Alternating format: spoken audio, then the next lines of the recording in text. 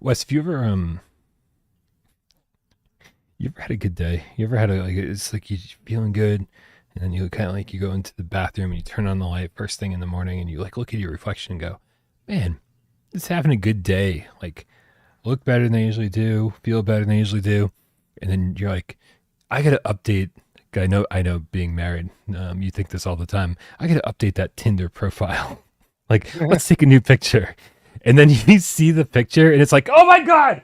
Like, it's just like fucking disturbing. It's like, you see every single wrinkle and you just like, your face is bloated and you're like, what is this camera seeing that my eyes aren't? Like, it just, any self esteem that you had that day is just immediately destroyed.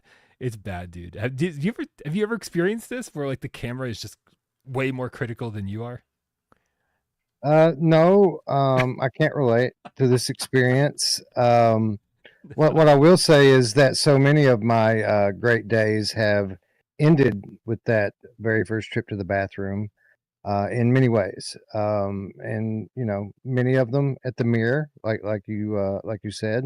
But even on days when I can manage to ignore the mirror, the other things that take place in the forsaken lands of my bathroom.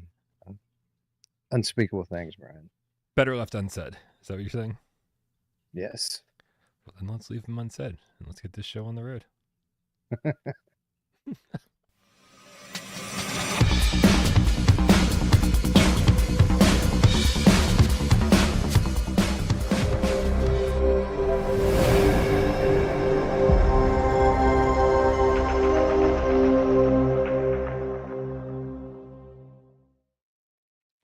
This is PSVR GamesCast Live. We film live every single Monday, Wednesday, and 2 hours Friday right here on YouTube. We do it live 6 p.m. Eastern for your viewing pleasure. Care about those little viewing sockets that are shoved into that skull of yours. But we also care about your oral pleasure. That's why our good friend RidePop puts us up on podcast services of your choice. My name is Brian Paul from this channel right here without Parole. And this gentleman over here to my left, your right, it's Wes Dillon from Virtual Strangers. What's up, Wes? What's up, Brian? What's up, cats?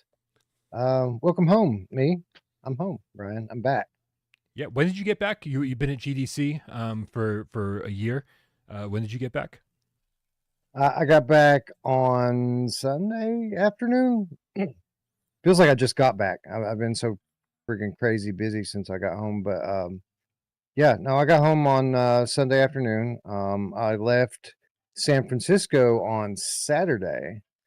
Was laid over for an entire day in Denver, Colorado, which is where Roots and Chinatown D live. So they come pick me up from the airport, spend a day pretty much just hanging out at Roots' apartment, and yeah, home on Sunday. Is this the first time you've hung out with Roots, like in his town? Like, have you been to Roots' place before? No, I haven't. I did get to meet him in person one other time in a similar situation. Um, where I had a connecting flight in Denver and it was canceled for like weather or something stupid. And I got a hotel right there in the area of the airport. And he and Dee came up and hung out with me at the hotel for a few hours that time. Nice, cool. Uh, man, how was uh, how was GDC? Good times. Yeah, it was cool, man. There was a lot of VR people in attendance. I'll say that. The VR presence on the actual expo floor was pretty weak, honestly, compared to what it usually is. And I would say that the conference itself, in general, was pretty weak compared to my other time visiting. But a large VR contingency in town, and I tell you all the time off air when we talk about these events that it isn't about the expo or the convention or whatever it may be that you're going to. It's always about the networking that takes place after hours. And as per usual, there was a different VR industry thing every night at some club somewhere, and those were awesome. There were tons of developers, many of which I've never met, some of which I know from online, but have never met in person. Um, and yeah, that was a lot of fun. I got to shake a lot of hands and meet a lot of really cool people. Excellent. I wish I cared so much more about the networking part of it. I'm just like, I don't know, you got a game to show me? Great. No, I'll stay home. Well, they always ask about you, and now that Myles is coming along for these things, he'll confirm everything I've ever told you about these things, which is one super cool. I mean, that last party we went to on Friday, or maybe it was Thursday. Myles didn't want to leave, man. Like, party was breaking up, the numbers were dwindling. Myles wasn't ready to go, man. He wanted to stay to the very end, because it's so cool to get to hang out with these people and get to know them a little bit better. Um, but he'll also confirm for you the other thing, which I always say, and that is that you are missed. People always ask about you. Where's Brian? What's Brian doing? Um, so yeah, this was no different. You were missed. We got to hang out with people you know very well, like BJ from Legendary Tales was there, and one of the nights we spent a good deal of time hanging out with him and his new fiance Whoa, at the bar. whoa. And then yeah, I know, right? Big congrats to BJ and Eric, Ancient Dungeon Eric. I've never met that guy Eric Thelen? before. Yeah, Man. yeah, he was there, and Okay, what we now I'm spent my jealous. I've already hung out with BJ. It's like I've had my time with him. I've hung out with the Skydance people. I'm good with them. But no, dude, make Eric Thelen, the person who made one of my favorite VR games of all time. Now suddenly I'm jealous. This is the first time I've ever been like, man, I wish I was there. yeah, What's you he should come like? Is he sometime. amazing? Yeah, he's a good dude, man. Like we just literally sat around drinking beers and talking about VR stuff all night. Like we just sit and talked about VR trailers, I think, with him for like 90 minutes or something. It was nerdy and awesome. Nice. I love it. I love it. And I'm sure as since you and Myles are two of my closest confidants outside of AJ, you told all these developers, you said, listen, Brian's not here, but you're not missing anything. He's got some people are an open book. Brian's an empty book. There's just nothing there. Outside of posting Well, GameScast, there's not a lot going on upstairs. So it's okay you if know, I'm I not said there. I said Brian's a hermit. He doesn't go outside. It's true. So this being outside, he would probably never be here. But yeah. Um, oh, and I met the creator of Here They Lie, which was a big deal for me. You know, someone who's been very kind to us on the Virtual Strangers channel, contributing to our annual gameplay stream for the last 2 years in a row. Um, I tagged him a couple of weeks ago in a DM just to see if he was going to be there. I was going to invite him out to have a beer or something, Yeah. but he was actually there working, taking appointments and pitching people. Um, and he told me to make an appointment and come up to their. I guess they had a conference room that they were using at a hotel, and I did. I scheduled a 30-minute appointment for the Thursday, and Myles and I went up there, and he wasn't in the room, and there was nobody there to greet us. So I just kind of peeked my head in the door and noticed his partner, Robin, was in there. That's Robin Fink from Nine Inch Nails, Rock and Roll Hall of Fame. And we just strolled in and said hi. Hi, I'm Wes. I was supposed to meet Corey here and hang out for a little while. So he was kind enough to go find Corey and bring him back. And Nice. yeah, we talked about a lot of things that I can't talk about here, but it was awesome. The things that I saw, Brian, the things that I saw were incredible. He'll never be the same, you guys. He's never gonna be the same. Oh man, good stuff. Good stuff. There was a massive Ancient Dungeon update yesterday that I haven't had a chance to check out yet. Uh, Needless to say, Ancient Dungeon just keeps getting better and better. It's just more stuff that you love about Ancient Dungeon. There's more of it now, more reasons to upgrade, more items to find, more points of interest, more bosses, And things to more kill. everything, more things to kill, more enemies, and a bestiary to keep track of said enemies. So there's a lot of good stuff going on in Ancient Dungeon. But honestly, like it's not the kind of stuff that's going to convince anybody to go buy it or get into it, or Brass Lantern, who doesn't even like the look of it.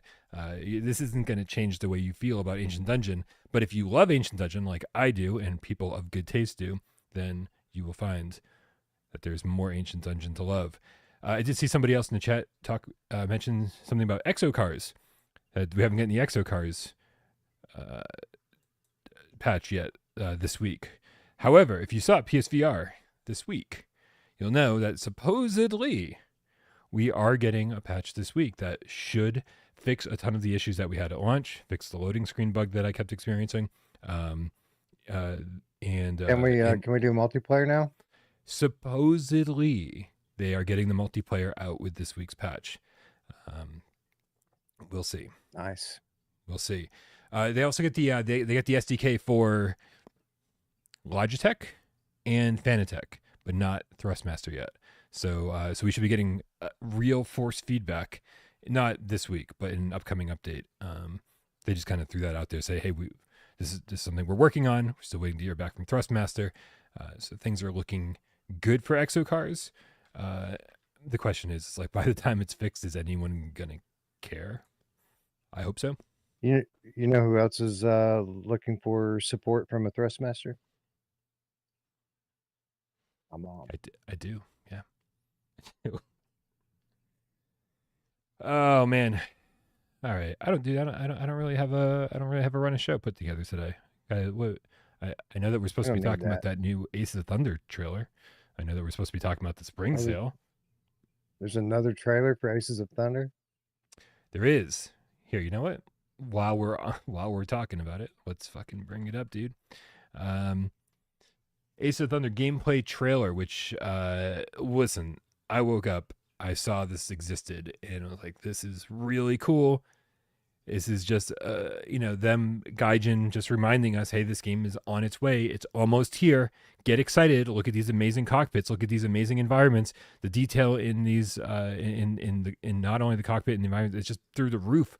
Looks amazing. And we know this thing's running at 90 frames per second. It's hard for me not to get excited while watching this. But then, Wes, my excitement was not shared by everybody. People, how can, I don't understand how you can look at this and go and get mad, like well, there's no fucking release date yet, so whatever. Or it's like, come on, like what happened? What happened to being excited about video games? Right? It's funny, just gone. Man. It's funny, man, because VR gamers are so fickle sometimes and entitled, man. For such an underserved community, so many people feel so entitled. I think it's hilarious that anyone expects anything these days. But I get it. People are frustrated that they want their game that they've been promised forever now. I checked it out. I checked out the announcement when it was very first announced. The very first time we saw an actual teaser trailer, whatever you want to call it. It was like March 23rd. 2023. So it's been 2 solid years where they've just been sort of drip feeding us shit. So it's a long time. Like I'm not going to disagree with anyone when they go, "This is way too fucking long." But what's the ideal then? What do you want to just not know about a game until we're 6 months out? Because I mean, if it was up to me, that would be perfect. Fallout 4 did it perfectly. I think it was like, oh, they announced that it existed. And then 4 or 5, 6 months later, something like that, the game was out. Would people rather have that, or would people rather have the, 2 years of teases and knowing it don't matter, man. Coming? Like I said, VR gamers can be fickle sometimes, and I think it's so funny that most of these VR gamers would label themselves as enthusiasts. but they're literally some of the least enthusiastic people that you'll ever meet. Yeah, I don't know. I don't think there's a right answer. I think that doesn't matter what they do. People will complain about something, and if it's Sure. not this, it would be something else. I mean, I get it. It's not that it isn't a legitimate point. They do a lot of trailers, man. And here's the thing, though. They all look incredible, and they all show new stuff. So, like, if this were a story game that were being spoiled for me, I might be a little bit more upset about it. But at this point, I mean, I think they're kind of doing the right thing, and you know, every 2 or 3 months, bringing their game back to the forefront of mind, so that people don't forget about them in times like this. We're in a month right now, Brian, that's going to see two former Game of the Year winners be re-released on the PSVR2 with new features and content. Yeah. That is amazing. And if I were trying to sell a VR game anywhere near this window, I would be doing everything I could to make sure that I'm not forgotten in all of this excitement. Yeah, that's a good point. I think it was smart for Wanderer to get out of the way of Hitman. I think it's smart for Ace of Thunder to stay out of the way of both of those games, and just let all of these games. It's not like we have a new AAA game coming out every single week or even every single month, and so it's like give this shit time to breathe. I just want to point out the opposite of what Aces of Thunder is doing. If do you remember the rumors? Like one fucking journalist at some point said that Sony has like two, PSVR2 games in the works still, something along those lines, right? And so if that's actually true, if Sony has more first party PSVR2 games in the works, they haven't shown anything about them at all. Okay? And they've likely been in development for years. And people complain Sony doesn't have anything. Sony's not supporting PSVR 2, right? So it's either that Sony's not supporting them because they haven't told you about the fucking games that they've been working on, or it's this where they're telling you about the game they're working on and you're mad that's not out yet. It's like, which way do you want it? Because I mean, come on, fucking, it's maddening. It's maddening. It's not maddening. It doesn't make me angry. Because I don't give a fuck about anything anymore. But what it does is just makes me kind of laugh. It's like, is this what your life's reduced to? When you're just like getting angry about video games? And like, I'm sorry, man. Like, that's it. I should be the angriest person of all time because I have to play the bad ones along with the good ones, and I just can't. I can't be angry about that. So we get too much good stuff happening to go down that rabbit hole and give attention to all the toxic crusaders out there. I have no interest in giving them a platform to vent about release dates on, or they've given us too many trailers, it must not be coming out. Yeah. What, are you fucking kidding me? So ridiculous. Dude, yeah, we got Hitman tomorrow, we've got Wanderer next week. And then, and then, as AJ and I discussed on Monday, this game could very well be coming out in May, if you believe the hidden messages in tweets. That's so ridiculous, man. Sometimes the lengths at which real enthusiasts go to be enthusiastic is funny. Yeah, agreed. However, this trailer looks incredible. I am, I've got very little actual personal interest in like flight sims or whatever, but getting in there and just experiencing this in VR, again, this is why VR is so great, because it makes me care about genres that I just don't fucking care about, and I definitely don't care about flight sims, but I do want to get into a cockpit and fucking fly around and shoot my friends down and do some campaign missions. I could not care less about this if this was on the flat screen, but in VR, very, very excited to put the headset on and see how this looks and feels and plays. Word. Same here, man. I love high quality, AAA quality. That's a qualifier. AAA quality VR games, man. and even if it's not in a genre that's my favorite, like they don't all have to be story driven single player horror games, for me to enjoy. I love the experience of putting on the headset and being put into places and situations that I can't experience in my real life. And this is a perfect example of that. I'm not a flight sim guy, but I am very much looking forward to grabbing my brand new HOTUS that I've had for a year in the box Mhm. and putting it to good use on this game. Yeah. Oh, wait. I found the box while I was cleaning the other day. The Amazon box, the still sealed Amazon box. I'm just desperately hoping that I didn't forget that I ordered two things and they came in the same box. It's like, what could be rotting in that box alongside my HOTUS? Cock rings, cock rings, cock rings. I don't think cock rings go bad. Well, it depends on what kind you get. Oh, see, you learn something new every day. Oh man. Nick in the chat says, "Time to take the HOTUS out of the box, Brian. It's just about time. It is just about time." Did I see Myles is here too? What's up, Myles? Myles says, "But how will it compare to Flight Simulator VR 2025?" You streamed that, right, Myles? That was like the last thing you streamed before you headed out to the U states. I was gonna say the US, gonna say the United States, then I said the U states. Okay, good stuff. Wes, did you know that it is Vitruvius's 10-year anniversary today? Yeah, I did. I knew that Good. as of about 10 minutes ago. Yeah, no, that's awesome.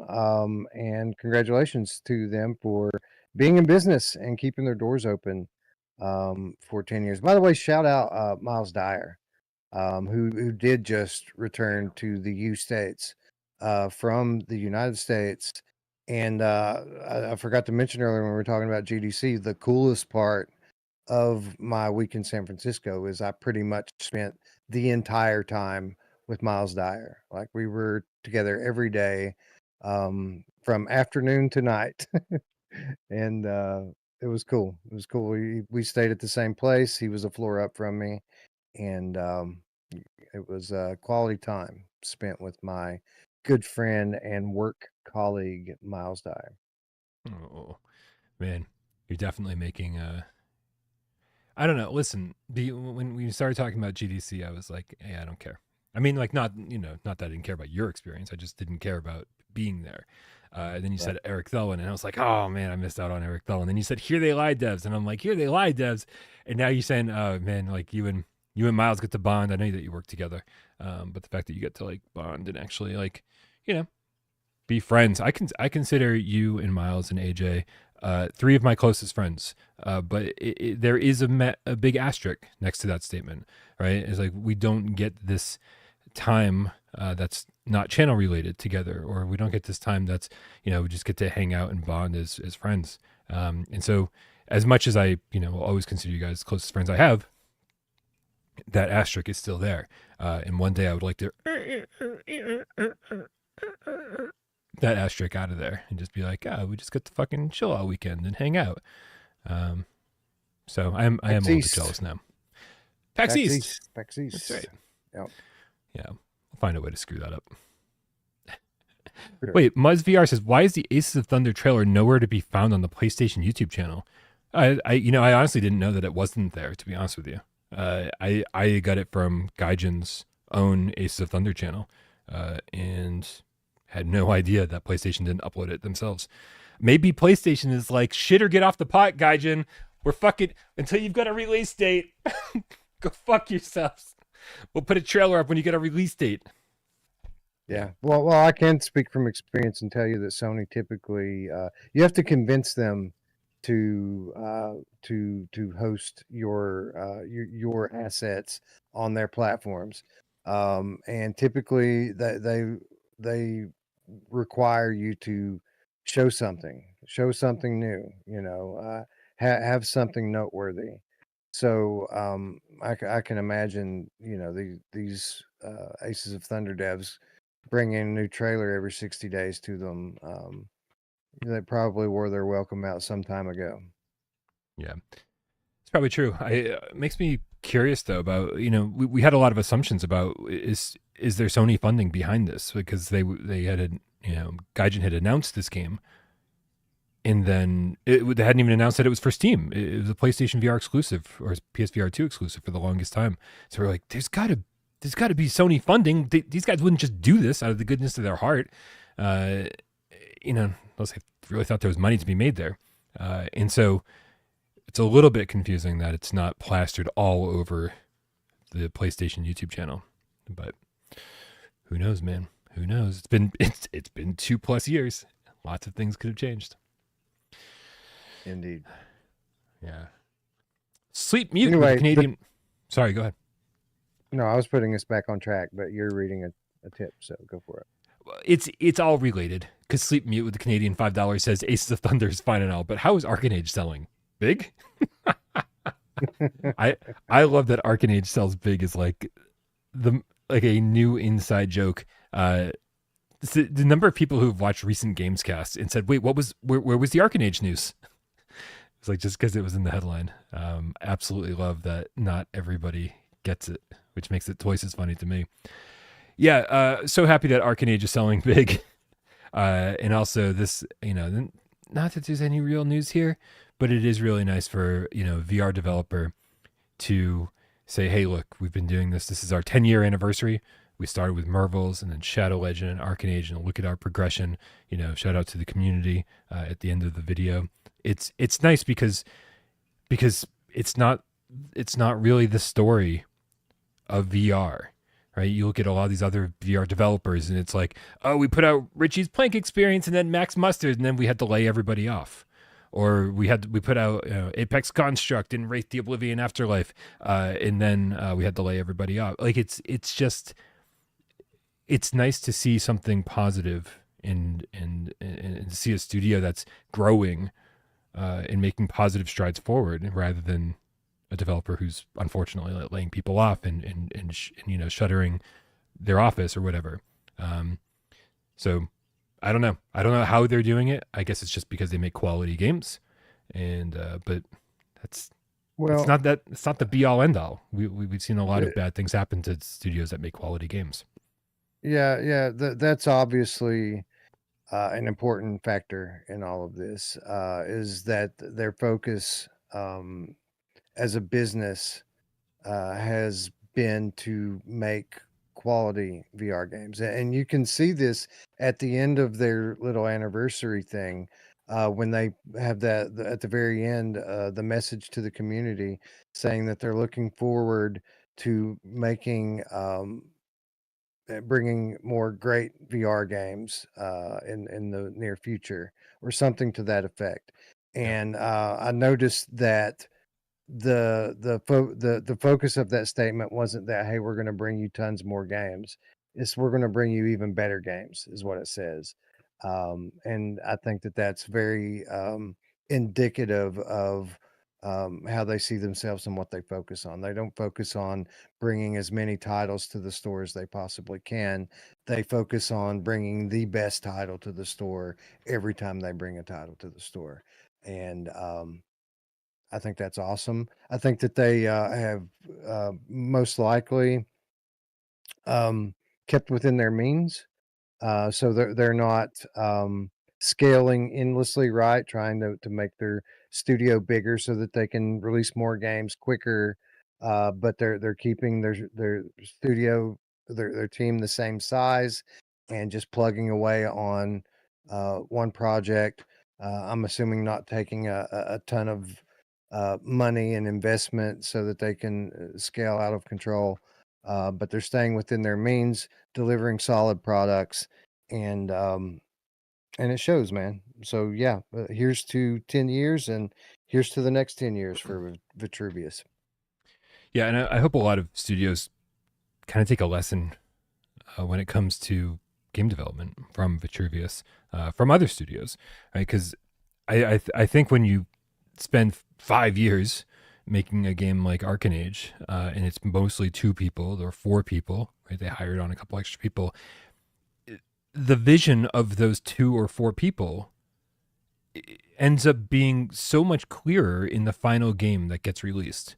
You know, the heart and soul and love that went into crafting every part of, you know, the environment or the battle system or whatever it might be. It just I it's just so much more apparent in a game like Arcanage than in a game like, in no offense to Skydance, but Behemoth, right? Behemoth had great moments, but like a lot of the stuff in between felt a little on the generic side. And it's like, and what are we dealing with? We're dealing with a team of 4 people versus a team of what, 100 people, right? It's just like maybe the way forward is to spend 4 or 5 years developing a game with 4 or 5 people instead of trying to get a game out in 2 years with 100 people.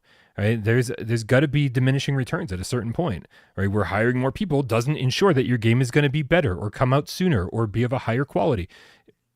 I think this is the proof of exactly that. Yeah, and there's tons of proof to the other side where you've seen some of even the top studios in VR quickly decide, well, we're going to put out more titles and we're going to start publishing and we're going to hire in all these developers, and they have a year where they release, you know, 2-3 of their own titles and publish 2 or 3 more, and then the next year they cut half of their workforce and have to lay all these people off and come back to reality just to keep their doors open. I think more studios should adopt what Flat to VR is doing, to be honest with you. Like there is an infinite Hybrid number games. of flat screen games out there from, you know, from I don't even want to say the PS2 era, because that, you know, you start the although I don't know, man, I've played some PS2 games recently that I'm like, how does this look so good? How did games on the PlayStation 2 in 2002 look this good? Right? It's like, so I mean, just think about the last 23 years of flat screen games and how many of those are perfectly suited for VR. Maybe developing new IPs and creating built from the ground up games for VR isn't the way forward. At least, you know, for this transitional generation, or maybe this transitional decade. I've been calling the PSVR2 a transitional generation for so long, thinking we were going to get so many hybrid games, but it might actually just be like a whole fucking decade, man. Like VR's not catching on quite as fast as everybody thought it would, and but so why not take the flat to VR route, and just get all of these games into VR. It'll be a dream come true for so many games and for so many gamers. To be like, oh, this game I loved on the flat screen is finally in VR. And then for so many people, it would be like, I've never even heard of this game, right? So you're captivating 2 different audiences simultaneously, and you know, we've talked about it before, but a game like Song in the Smoke, that feels like a bigger risk to take. Yeah. You know, to try to sell it to people who've never heard of that before, than to sell, like, I don't know, The Forest. Like, everyone's heard of The Forest, I think. You just try to sell The Forest in VR, much easier than selling Song in the Smoke. Just a thought. No, you're right. We do have the secret sauce here, I think, the formula. Although what World of Long Plays says in the chat is absolutely true. And he says getting licenses is hard. And that is true. Even when you've got an interested partner who is considering letting you have the license to their beloved IP, it still takes just tremendous patience and time to get these people, um, you know, in agreements on so many different things that you would never even think to consider. But you have to have pretty much total agreement on every single aspect and have all of those bases covered and in writing before you get the rights to a game and even start to begin to think about what you can do with it now that you have it. But you're right, Brian. The established VR gaming user base, and I'm not talking about casuals that are playing Gorilla Tag. I'm talking about VR gamers who have been in VR for years now and love to play VR games. Um, our tastes have now advanced and been refined to the point where we want real games now. We're tired of the VR version of games. You know, most of us want fully fleshed out games that that don't rely on gimmicky sort of things and have fully developed gameplay loops and progression systems and stories and production behind it. And the fact of the matter is that the VR user base is not big enough right now to um, justify investment in building something like that for VR. That will lose you money 10 times out of 10. And if the VR platform holders like Sony and Meta aren't going to invest in those sorts of games, then no one is going to make those sorts of games. And if no one is going to make them, then the only other option we have is the hybrid model. Take these games that have already been built out and developed out for a traditional fan base and convert those into VR. And sure, they're going to lack in certain areas versus a built from the ground up VR title. But um, I think the trade off is more than worth it. You know, I'll press buttons to climb ladders if you're telling me that I'm going to get a 30-hour epic blockbuster game, you know. Yeah. Yeah, we're not going to get games like Wander or the Fragments of Fate very often. In fact, Wander, the Fragments of Fate is sort of a fucking anomaly, dude. It is mind-boggling to me how Mighty Eyes brought this game out on PSVR 1 and Steam on the same day as Zenith: The Last City, and then somehow we're able to spend the next 4 years remaking that game. Like, did it sell well enough for that to happen? My theory is that they're just getting grants from like the New Zealand government or something like that. There's no way that it sold well enough for, I don't even know how big the team is, but even if it's like 20 or 30 people, I just can't believe that Wanderer sold well enough to pay all those people for 4 more years. But Well, as I recall, and I could be incorrect about this, I think it was fairly expensive when it came out. Wasn't Wander like 40 or $50 when it it came was out? $40. Yeah. Yeah. Yeah. So, I mean, they made a good margin on it. And for what it's worth at the time, PSVR 1 was the dominant platform in VR gaming. The most players were on PlayStation. So it being an essential title for PSVR at that time was a good thing. So like maybe they did make a little bit of money at it. I don't know how big their team is either, but I would assume it's a fairly sizable team because as I recall, there were 2 studios that worked on this game that have since merged to make the Mighty Eyes as we Mm-hmm. know it today. So I got to imagine that there's at least a couple dozen people or more. Yeah. So Yeah. Listen, I feel like, and I could be wrong about this, when Wanderer came out, I feel like was PSVR really the dominant platform? Like the people yeah, moved on to I Quest, I don't think think. so. I don't think so. But I mean, there was still, yeah, Quest had grown. You're right. By that point, Quest had grown up, but that didn't. I mean, there were still players on place. There was no For sure. PSVR2 at that time. There were still plenty of the VR1 generation left over. Right. And UEVR hadn't either wasn't out or hadn't taken off, and so the modding community on PC wasn't what it is now. So people still cared Right. about full-fledged VR games.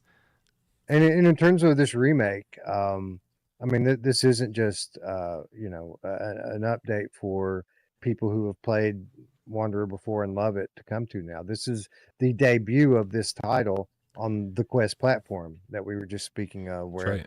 there are all of these millions of players supposedly playing VR games. So that in and of itself is probably the primary reason for this remake. I think if it had originally come to Quest, they probably would be getting ready to launch the sequel at this point instead of a remake of the first one. Yeah, it's a good point. Boy, I am excited to hear your thoughts on this, though. I know that you should be getting your key today or tomorrow, and I can't wait to hear what you have to say, because I don't know if you saw Monday's episode, but AJ claimed it's the greatest VR game ever made. I 10 saw out of that. Yeah. 10. If, another big asterisk, if they accomplish all their goals. We'll see. But really great regardless. Even if it came out in the state that I played it in, it's still such a fucking amazing Massachusetts. game. I did play it in the state of Massachusetts, which means it got taxed heavily. Right. All right, man. Let's take a look at the sales. As we all know, Arcanage sold big, but could it sell bigger now that it's 25% off? There's a spring sale going on right now on the PlayStation Store. Let's see if I can't access that here. I think we're gonna have to go through this together because let's see. We're gonna save now by clicking on the spring sale. We're gonna do the drop down menu and pick some PSVR2. There's like 100 listings for PSVR2, so let's not do PSVR1. Yeah, let's we'll take this line by line. Let's not talk about every single title. Let's just talk about the standout ones, especially when there's a good price or a really good game. And I'm gonna break that immediately by just saying, who the fuck doesn't own Resident Evil 4? It's $20. Seriously, one of the best games on PSVR 2. $20. Dude,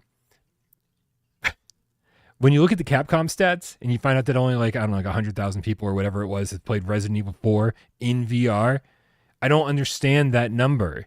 If PSVR 2 is sold like close to 2 million units, I can't believe that close to 1 million of those people haven't already played Resident Evil 4 in VR. What are you doing?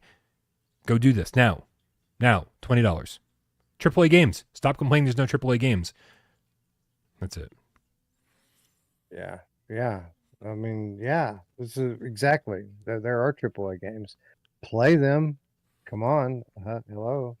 Yeah. I hear this so much, like from the people who constantly are down on the PSVR2 platform as general because they don't have enough games. But this is the platform with all the AAA games, and sure, they're heavily horror focused. That's true, but don't be a pussy. It's a AAA VR game. Get in there and check it out. I want to go out on a limb here and say that Resident Evil 4 isn't fucking scary. It's just not. It's creepy, right? But it's Resident Evil 7 showed us what scary was. Madison showed us what scary was, right? Resident Evil 4 is just an action adventure game that's like sort of got dark overtones. It is not scary. Do not stop yourself from playing Resident Evil 4 because you think it's too scary. Same with Village. Even Village is scarier than 4, and like it's still not that scary, right? There's some scary stuff in it though. Yeah. I mean, Village more than 4. I can't think of anything scary in 4. Can you? No. I mean, some of the boss fights are fucking intense. I'll say True. that. It's not like spooky scary, but there are some big intimidating monsters trying to fucking kill you. And in that way, it can be rather exhilarating. Oh my God. Ruthless Metal said it was way too scary for me. Random Toxie says Village was scary too. Okay, apparently we're too deeply embedded into the horror genre, Wes. We're just not as affected as some of these casual horror people are. Affected. There's another one. That's pretty. Affected is another one. I don't think it's on the list though. Not allowed to talk about it. It's not on the list. Wait, who said? Somebody in the chat said that Hitman's on sale as well. But it's not on this. It's not listed here because it's not in the PSVR 2 section. I did retweet. Hold on a second. Who was it? I want to give it the proper shout out. GameCat White Tiger tweeted earlier, guys. It's time we have the deal. 60% off. It is World of Assassination is currently 60% off. You can get it instead of. Well, I don't know where GameCat White Tiger is located, but their screenshot of the store lists the retail price is $93.49, but it's currently on sale for $37.39. So That's an amazing price. Is that for the whole trilogy? It is. Here, you know what? I'm actually going to search it Nice. up here just so we can do it on screen. World of Assassination. Ass. Yeah, there it is. Oh shit! It's even cheaper in the States. It is so instead of $70, it is $28. Guys, this is absolutely crazy. You're getting 3 AAA games for $28, and then when the patch launches tomorrow for $10, so grand total of under 40. You're getting the entire Hitman trilogy in VR. It's about the best deal you could possibly ask for. So. Yeah, and you guys are going to be blown away by this. I haven't played it. Full disclosure, I'm still waiting on the key for it. Same. Amazingly, but Amazingly. I just know that this is going to be an instant classic. Like it's one of the most rewarding experiences in VR already with its previous version and its challenge control scheme that it had. Just the sheer volume of AAA level environments that this campaign puts you in and situations is mind blowing. So yeah, pick it up now. It is worth it. I know people don't like buying stuff before it comes out or pre-ordering or whatever, but I think this is about as safe of a bet as you're ever going to have. Which is crazy because we're calling it a safe bet. But meanwhile, the PSVR1 version didn't have move support. The Quest version was not reviewed well and was only Hitman 3. And then it came to PC. Shit. Was it bad? It was dog shit on Quest. Yes, it was. Wow. And then of course it came to Steam, and people weren't happy with that either. So it's close to being a no-brainer, but yeah. I feel, agree or disagree. This is like kind of their chance to like make things right. They've listened to the community feedback. They're handling this port themselves. This is them saying, we got it right this time. Yeah, and I think that's what they're doing here. Obviously, with a PSVR2 specific version of the game, that they don't stand to make a fortune of money from doing this work. I think honestly, they're just coming back and doing this to right what many have perceived as a wrong, and them not living up to promises in the past.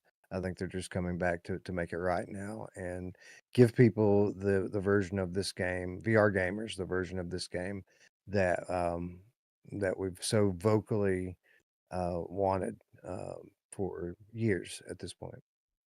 Neon Groove does make an excellent point. It says the sale goes on for a while. There's enough time to watch reviews and then decide. There you go. There you go. Okay, sure. Fair enough. All right. So we just spent 45 minutes on the very first game listed in the sale. Wes, do you have the screen up, the same screen I do, with the I all finally the games? got it. I finally got it up here. Yeah. All right. Why don't you tackle the next one? I don't mind skipping games left and right, but we'll just bounce back and forth. Well, rather than do that, we can just read them off a fucking line at a time. This first line here, 4 titles: Resident Evil 4, yeah, No Man's Sky, Village, Alien Rogue Incursion.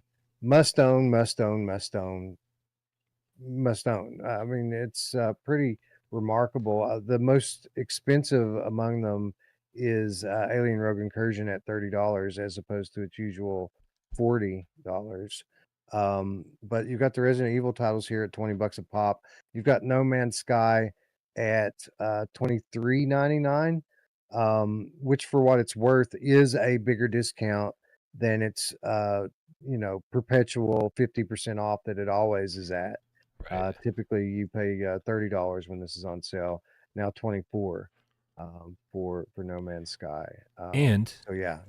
And if you've got a PlayStation 5 Pro, it's never looked better. Even just on straight up PS5 in VR, it's never looked better. They just keep patching and adding to this game. The newest update was just announced today. I mean, like, it's a better deal now than it's ever been before because it looks better and there's more content than ever before. So if you're not playing No Man's Sky, then your name's probably Brian Paul or Wes Dillon. But I agree, man. Even Alien Rogue Incursion, that's like, I gave it a 7 out of 10. I was more critical on it than other people. It's still a great fucking game where you run around and kill xenomorphs for fucking hours, and it's got some cool lighting effects. It's tense. It's fun. $30 I think is the price I recommended in my review. And so, if you were holding off for a slightly better deal, I think it's hard to argue with that. I think that's a very good price for Metro as well. Indeed. Yeah. Oh, Metro. I didn't even mention Metro, but yeah, $28 for Metro. This one's actually toward the top of my what's it called? My backlog list. Because I think I liked it a little bit more than most people did. I really enjoyed the atmosphere and the world that they built out here. I think they paid an unusually higher than average attention to detail in this game, and I'm looking forward to getting back into it now and finishing it.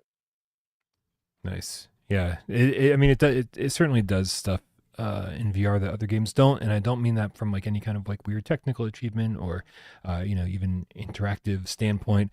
I mean just from the storytelling standpoint. I complain a lot about having to stand and stare at characters talk in VR, and there is some of that in this, but a lot of it is just told through kind of that whole radio chatter to make like the walking sim parts of it more enjoyable. It's like, hey, we're going to deliver you a story, but it's while you're walking around and exploring and finding your way to the next location, which is, I think you got to do more of that in VR. You make somebody stand and stare at a person talking. I mean, at least I'm going to lose interest. So I really like the way they told the story in this, and I think the story does pay off. I don't want to spoil anything for you, Wes, or anybody in the chat. I know that if you've watched the show prior, you might not believe I don't want to spoil things for people, but I don't. I promise you. Sorry for all the Madison people out there. Legendary Tales, 30% off, even more. Oh no, what's going on with the premium thing? I don't know. I don't understand the PlayStation Store, but $38 instead of 55. Bro, get 3 friends and go into Legendary Tales and have fun for the next 60 hours. That's all I'll say.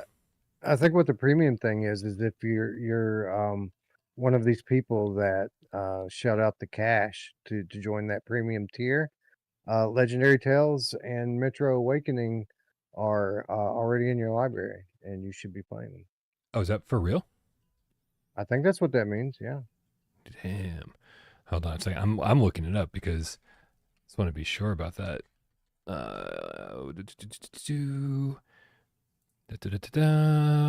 Premium. Subscribe to PlayStation Plus Premium and play a 2-hour full game trial. Yeah, I remember that now. This was part of the bullshit when this whole thing rolled out as supposedly some kind of competition for Xbox Game Pass. We found out that it wasn't, because unlike Game Pass, they're limiting people to 2 hours in the game instead of just giving them the fucking game for the big price that they're paying out. Yeah. So yeah. Yeah. Arcanage, $30 instead of 40. Guys, we've ranted and raved about Arcanage for 2 months now. If you don't, if you haven't bought Arcanage yet, then you're out of your fucking mind. And just mechanically, this is the best climbing I think I've ever felt in VR. The combat is some of the most fun I've ever experienced in VR. It's a beautiful game. Like, go support these guys. They need it. They don't need it, but you should have the game. Here. An excellent VR game. One of the best in recent years. Man, I'm trying not to stop at every single title, but Crossfire Sierra Squad's $20, man. $20 instead of 30. Did Crossfire not launch at 40? Did it launch at 30? It did. No, it was 40 or maybe even $50 when it launched. Like, it was an expensive title. And still one of the best co-op shooters on the platform. Like, it's an arcade style shooter, so know that going into it. Yeah. But incredibly high production value with this. Really did an awesome job with haptics in this game. You know, you have this massive arsenal of like dozens and dozens of different guns. They all have a unique feel to them, and you know, this game can get you overwhelmed rather quickly when these guys start filing in. If you have the you know, the difficulty set to an appropriate level. This is a pretty intense, super fun arcade shooter that you can enjoy with up to 3 friends. Tons of content too, like missions and missions and missions. I've got content of you playing this. I've got content. I've got gameplay of you playing this at some convention before it came out. Oh, it was GDC. GDC last year. Mhm. Saw the tag. I was about to ask you where this was. That's so cool, man. That is so cool. All right. Oh, are you kidding me? If I take the fucking, oh my god, you know what? I'm just gonna hold on a second. I'm just gonna do this, and then I'm gonna do this, and then I'm gonna do this.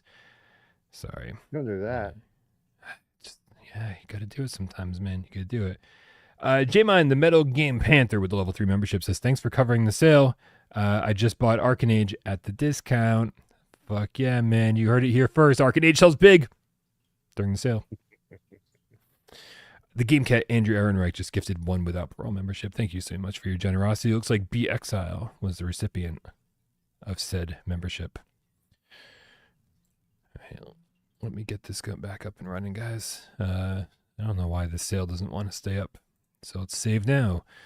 And sort again by PSVR2. I'll never understand OBS. Nope, that's not PSVR2. That's PSVR1. I never understand the O part of it. BS. It's pretty self-explanatory. All right, what are we up to? I said Crossfire. You're taking the next one. Stop wherever you feel Okay. like. So so yeah, I'm going to Because be a get past the turd and 20 skip Among over. Us. Yeah, and Tetris Effect too, by the way, which is beautiful on PlayStation VR2. Yeah. Also on sale. But Wes, we won't before you talk even about that. before you say the next game, I do have to say that I want to stop back into Stride Fates and see what they fix because it is half price, and you can save even more with Plus. And I really want Stride Fates to be a good game, but I did not think it was a good game at launch. So I don't have an updated impression for anybody out there, but I want to have some updated impressions. Allow me to save you some time, Brian. Okay. If anyone from the EU out there wants to play Stride Fates and tell Brian how it is, just grab this key from the chat. Oh, look at that. Look at that. See, sometimes it's worth staying up late and hanging out with us. And there you go. Yep. But no, Stride Fates. I liked Stride Fates on Quest when I first played it. And then it came out on PSVR2 and people got super critical of it. I played it and saw why immediately. It was janky and it wasn't even like good visually. Like it was incredibly shimmery and like it was bad. It was in a bad state. Um Beyond that, through everyone's like extra degree of scrutiny during this period, I learned just how fucking shitty the melee was in this game Yeah. because I never tried it before. I just had you played the game like a shooter, but the AI is so dumb in this game, or at least it was so dumb in this game that you could literally just pick up an item and hold it in front of you, and the enemy will walk up and kill itself on the item you're holding. And I did it multiple times. And now once you see something like that, you can't unsee it, right? Like now my enjoyment of a game I once liked has been ruined by everyone's higher degree of scrutiny during the PSVR launch of this title. It does look better now. I'll say that when we first played it for review, it was shimmery and it was like, all right, this is serviceable. This is fine. Draw distance is good. And then within 2 weeks of it launching, it now looks like this gameplay footage that you're seeing now. It now looks like the PCVR version, and it looks nice in the headset. So I'm hoping that they've spent some time, now that they made the graphics look nice, that they made the gameplay better. Who was it in the chat? Rudder support Meow Mix said Stride Fates is amazing till you play it. Right. Good stuff. All right. So so I had interrupted you on your way to telling us what the next game was going to be. Yeah, so the next game is, I'm going to shit. No, I'm not going to do that. You're gonna shit. Let's go ahead and let's tell people that it's okay to buy a Kayak VR Mirage for $16. Even though it's not the most gameplay-y game that you're going to play anytime soon, it is a beautiful demonstration of what's possible in VR graphically in Yep. 2025, and it's a great something you can put people in on, like the automatic mode. I forget what it's called. It'll move the boat for you, and just put some noobs in the VR and say, hey, this is how you could be playing your games now, uh, if you weren't so dumb. Um, but yeah, no, $16 for. I mean, that one was expensive when it launched too, wasn't it? Yeah, I mean, yeah, it was like a launch title for the headset. Why is it? I can't even see what it says. What the retail price is? It says $22.99. I feel like it was more expensive than that at launch. Yeah, me too. I want. Was it not in the 30s? I just felt like they were kind of taking advantage of the new PSVR2 gamers. They were there at launch. Everyone was talking about how beautiful it was. Everyone wanted to see it. Listen, Kayak is great. I prefer Subside 1,000 times more. And so if you just want that kind of like visual experience, Subside is, to me, is just the better game. So I don't know. Listen, I'm not going to tell people not to buy it. I think it's good for what it is. But I just prefer Subside. That's my 2 cents. Well, I'll agree with that. No, All right. Subside is notably The, better than Kayak. it's the notably better experience. Is that what you're saying? No, it's technically a game. All right, my next pick is Grand Rush VR Highway Car Traffic. No, I'm sorry, I can't even get through that. Listen, okay, I'll stop at Moss just because I know AJ's here and he's watching. Moss and Moss Book 2, grand total of $25.59. It's not a massive sale from the $31.99 that it is normally. However, please remember that when Moss Book 1 came out, it was $30. And then when Moss Book 2 came out, it was $40. So we're literally talking about games that when they launched, they were $70 total. And now you're getting both for $25. Plus, dude, I know there's a lot of people out there who are like me. And, sometimes you're just fucking tired and you don't want to put the VR headset on. You've had a long day and you just want to sit on your couch and veg out.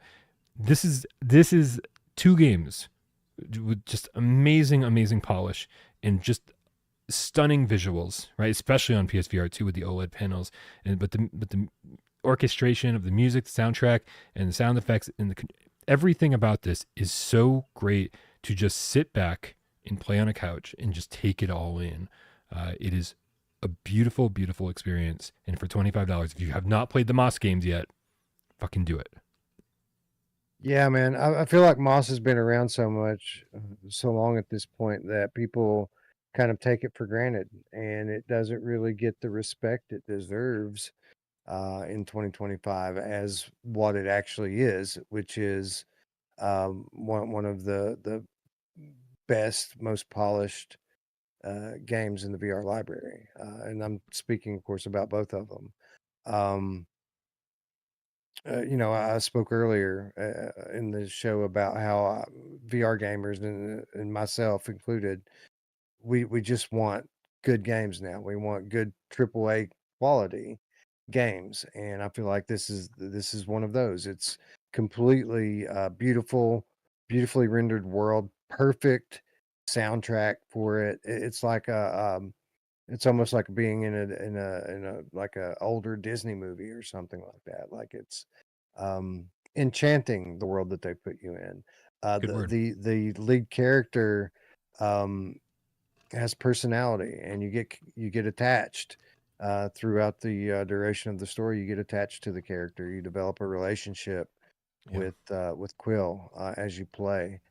And no, it's a great game. It's a masterpiece, and certainly a bundle worth picking up for $25. Ruthless Metal said, never played Moss. The third person thing makes me doubt it. Just like Astrobot, you are controlling a cute little adorable mascot type platformer character in third person, but you are also a being in first person. A very powerful being who is there to help Quill out, open doors that can. You are the reader. It's true. So you do have a presence in first person in this game, and I think that's where third person games in VR shine so much. Max Mustard, there you are with like the plunger gun, and in Astrobot you had all the different devices that you'd use in first person to help Astro along. Same with Moss. You actually feel like you're there with the character. You're not Quill. I don't think you ever feel like Quill. I feel like you feel like Quill's protector. Right? Yep. Absolutely. All right, moving on. 20 minutes later. All right. Moving on. I'm going to see your 2-game bundle of classic game and sequel, and raise you a 2-game bundle of classic game and sequel, as the Red Matter collection is also $25 and change, $26 right now on PS5, and 2 great games. Again, beautifully rendered visuals in these games, like some of the most detailed and crisp resolution graphics you're going to see in VR. Um, the initial the initial installment, a solid puzzling game, a good story with a nice twist.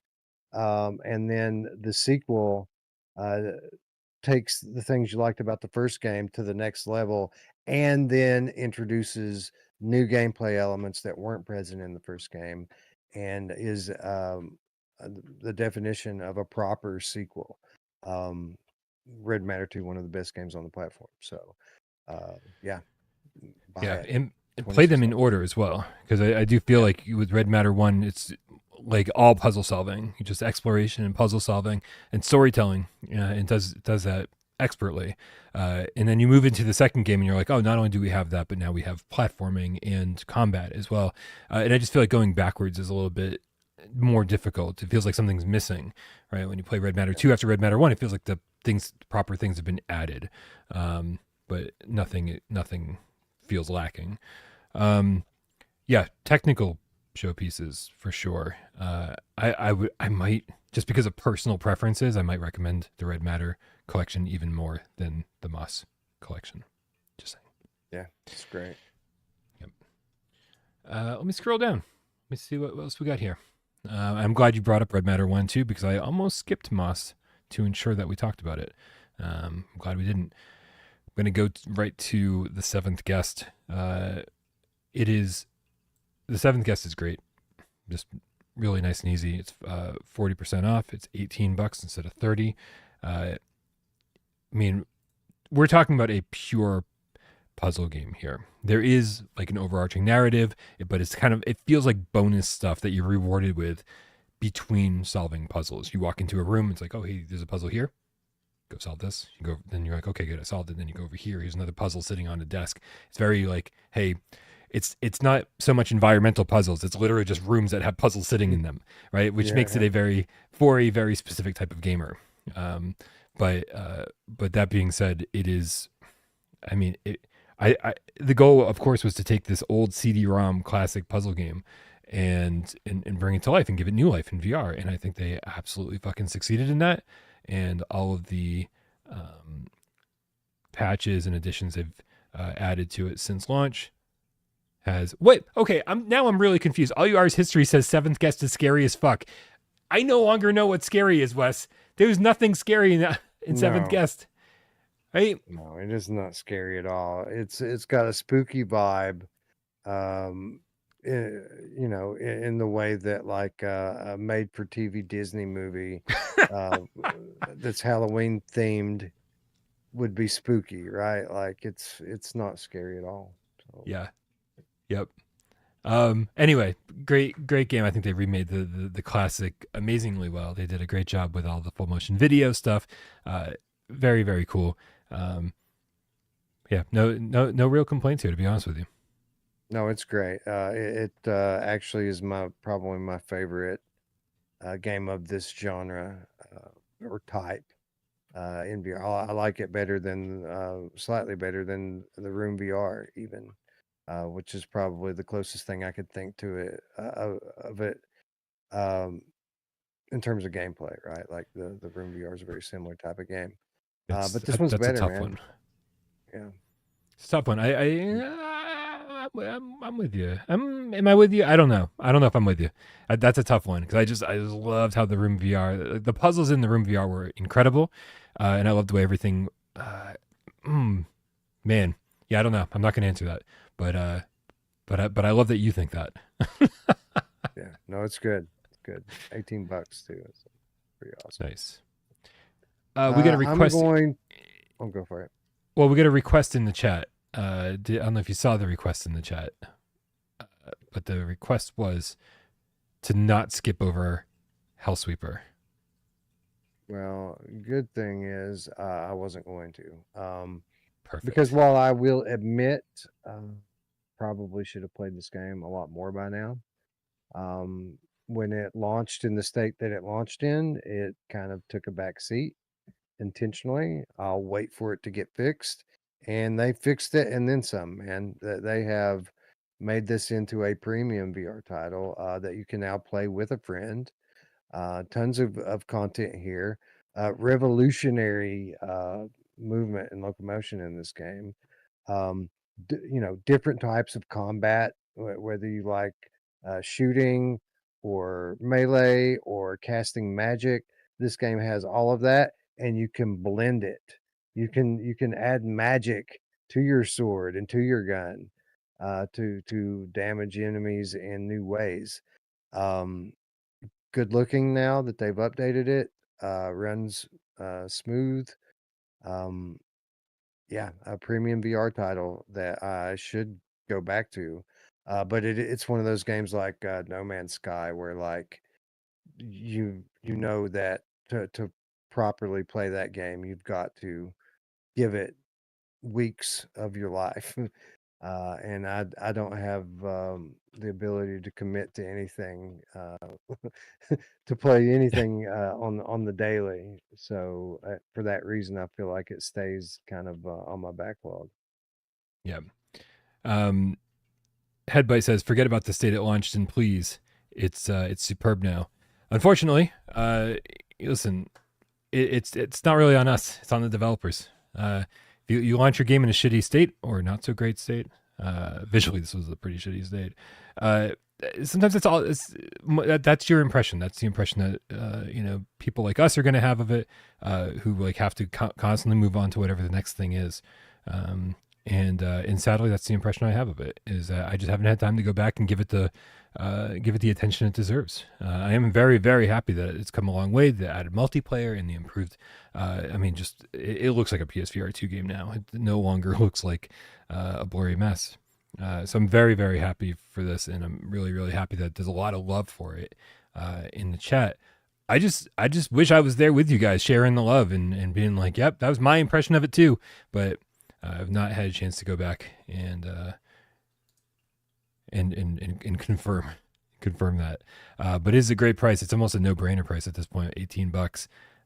So love the locomotion system. I will say that Sirento and Hellsweeper are two of the most intense locomotion systems I've ever felt in VR. And I think any developer willing to roll the dice and say, "Hey, that's cool," like we're not too concerned with people who, who can't handle intense movement. They should be awarded or rewarded. So listen, while we're talking about no-brainer prices here, Yeah. I just want to say that I get it. Jurassic World Aftermath is not the game of the year.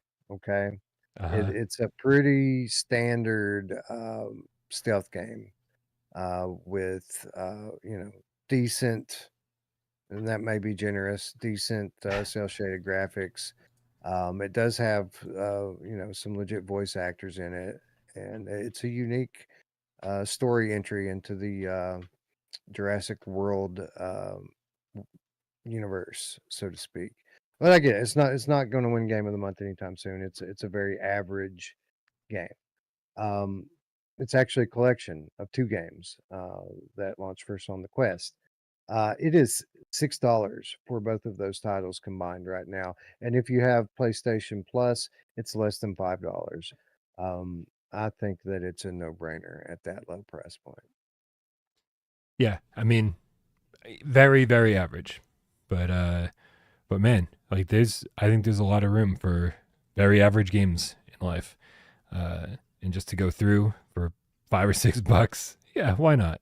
For me, I actually stopped playing about halfway through because I just got bored. But I definitely got $6 worth of enjoyment out of the time I played. So you know, I'm not going to disagree with you there. Uh, I would personally spend my $5 or $6 on Ultra Wings 2. It is half price. It's only $10, and you save 10% more. So what is that, like? Probably $8. If you, yeah, Ultra Wings 2. Listen, we don't have a lot of flight games, and Ultra Wings 2, I think, is just horribly underrated. Talking about the way things launch, right? It's a shame because Ultra Wings 2 launched not in a bad state. It just launched unexpectedly. Even the developers weren't ready for it to launch. Like, this was not their plan. It just was one of those games that they were like, "Oh yeah, it'll be out in 2 weeks," and then next thing you know, it was out the next day. Um, it's that's an unfortunate thing for us. We didn't get to cover it properly. I didn't get to play 30 hours or 40 hours like I wanted to. But the 10 hours I spent with it was great.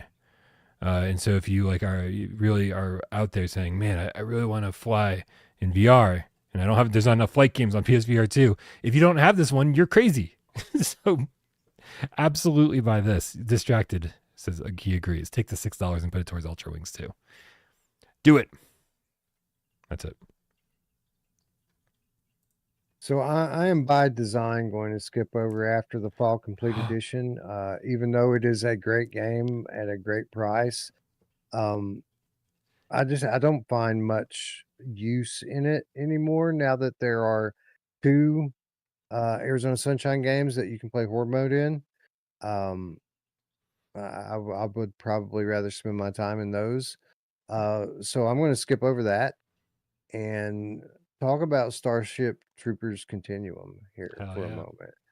Um, because I think that there is if you're someone like me who often is looking for something new to play with friends, this game supports co-op multiplayer, and I think three-player squads, if I'm not mistaken. May Could be four. I think there's at least three-player squads in this, and it's decent. It's not bad. Like we thought it was going to be bad, and it's not bad. I played it. It was pretty fun. I'm told by multiple people that the deeper you get into the game, the more fun it is, because it is um, a game that focuses heavily on progression and unlocking things and upgrading things. So um, I had fun with it the few hours I spent in it, and I'm sure it's been updated and gotten better since I played it. And it's only $10 right now. So yeah, I think it's a good time to get in. Yeah. Uh, I was convinced this was not going to be any good. This Yeah. is like an XR Games studio thing. It felt like it just kind of came out of nowhere. Didn't seem like it was a big upgrade from the Quest version. And then I jumped in and played with Myles. Sorry, Sirens on my end. And I was like, wow, this is really fun. It's really fun. I complained so much about there not being boss fights in video games. And then, like, this game throws boss battles at you pretty frequently. It was like, okay, cool. This is like definitely a more arcade focused experience, but it's just nonstop action. It's a lot of fun. Uh, what was it? How much is this going for? $10. Oh, fuck yeah! It's not a good looking game. Get that out of your mind immediately. But good draw distance, good sense of scale, and yeah, I'll take it. However, I would much rather spend my $10 on Propagation Paradise Hotel West. Yeah, of course. Of course you would. Propagation's beautiful and it's super scary. Go ahead, disagree with me in the chat because you guys telling me that games are scary that aren't. Go ahead. I'm sure there's somebody in the chat like Propagation's not scary. Yeah. But man, it's not a super long game. It's 4 hours something at best. But man, take your time, explore, and for $10, here's the bigger issue. Fuck your enjoyment of the game. We need to tell Wanna Dev Studio that we love this game and we cannot wait for Propagation Paradise Hotel Part 2 because we desperately need it. And I don't think they're going to make it if we don't buy the game. Right? Because it's just, I don't think it sold that well. I think Ragnarok sold better for them. I don't think VR is selling for them very well at all. I think they're going to, I think they're working on a flat screen game if I remember correctly. It's like, we need to let these guys know that like, we like what they're doing. And this game's phenomenal. And yes, Scott, it is fucking scary. AJ agrees. Scared the hell out of him. Sweet. All right, we're doing well. Yeah, it is a scary game. It's short. It is highly derivative of early horror games. It's good though. I mean, it's good. It's got some questionable voice acting in it, but the game's fun. It's a familiar gameplay loop that I've played 100 times and enjoyed 100 times. And it's got some cool little twists that you don't often see in these types of games. For example, the zombies don't die. Typically, they just lay down for a while, and then they recover and they get up and start coming after you again. Which means if you dilly dally too long and fuck around, you're going to run out of ammunition and be screwed. So that's something that you don't typically see in these types of games, and something that I appreciated. Also, for a zombie game, I don't remember how many. World of Longplay says questionable voice acting is a must for this genre. I agree. Yeah, right. Definitely reeks of Resident Evil 1, which you made the comparison forever ago. This definitely feels like that. Dude, whereas Arizona Sunshine 1 and 2 have 0 boss battles throughout the course of the 15 hours it takes you to get through those games, I don't remember how many there were. 4 or 5 boss battles over the course of the 3.5, 4 hour game. Come on. Yeah, Propagation for $10. Fucking buy it. Let these guys know what's up. And yeah, somebody asked, they're like, oh, what, we're not getting part 2? Headbite said we're not getting a second one. As far as I know, it just didn't sell well enough. It is just, how can you possibly make a part 2 of a game that part 1 didn't sell well enough for? So let these guys know that that you want to make part 2 by buying part 1. It's only $10. Yeah. It's insane. It's insane to me, Wes. People say, "Oh, I hope Ace of Thunder is good because my PSVR2 headset's collecting dust." I guarantee you, the people saying that did not play Propagation. Yep. All right. What's next? I don't know what page we're on. We're on. Oh boy. Okay, we're on page 3 of 5. We're doing okay. I think there's gonna be a lot more to skip from here on out. To be honest. Yeah. Well, as I skip it, I will quickly shout out Res Infinite as being Nice. the VR staple that it is. Best version of a classic game that uses eye tracking, on sale, half off. You can pick that up. Agreed. And I'm going to stop on Very Bad Dreams, which is $12 unless you've got PS Plus, which then makes it close to $10.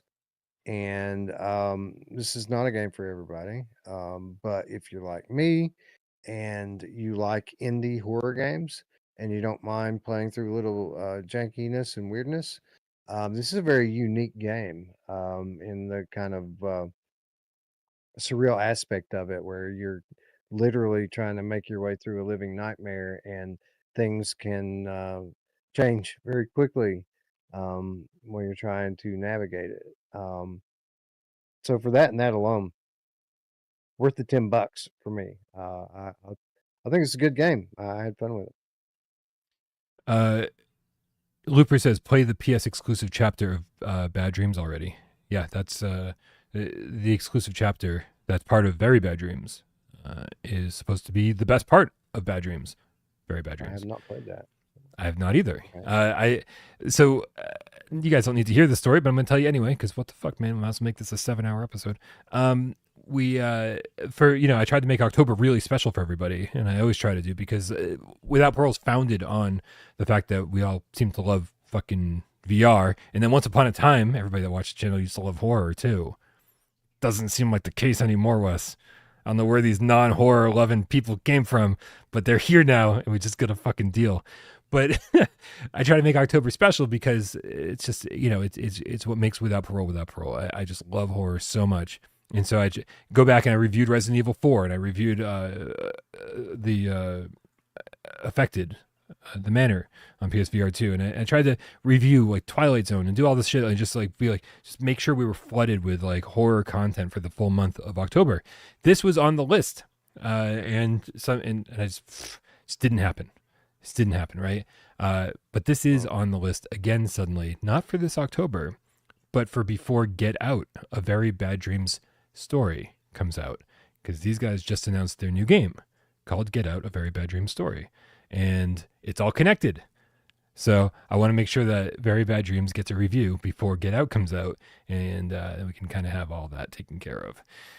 It's also connected to your B-Haptics vest, according to their announcement. Nothing's connected to my B-Haptics vest because it's in a box over there in the corner. It's not really funny. All right. Yeah, I agree. It's $10, whatever it is a good price. But again, be prepared for some jank. It's all good. It's a thing. Indeed. All right. I'm gonna go to. I'm gonna go. You know what, man? I'm gonna give Shell Games some love because I feel like Shell Games doesn't get a lot of love these days, mostly because they're not giving us a lot of love. Right? They have not brought their I Expect You to Die series over to PSVR2.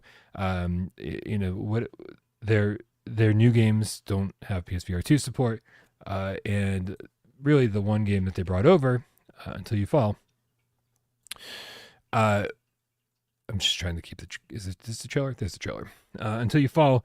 We didn't even get like a port of the PC version. Like it's just a better looking version of like, I don't know if it was a Quest build or what it was, but it's certainly better than the PSVR 1 version. They didn't give us any kind of discount for it. There was a lot of bad blood, I felt like. There was a lot of like negativity for people who had bought it on PSVR 1 already or were hoping for, the best version of it possible. We didn't even get that. But what we got was a very, very good version of a very, very good game. Until You Fall is an early roguelite that I fell in love with, right? It's the kind of game where you encounter like an enemy pretty quickly and it just absolutely kicks your ass. This is the kind of roguelite I like, Wes, where like there's just no chance of you succeeding until you start leveling up and bolstering your character. And so it's about leveling up your character, but it's also about getting better at the game. It's skill based and character progression based, which is just the best of both worlds. You don't get a lot of that in VR or outside of VR. Just a great feeling.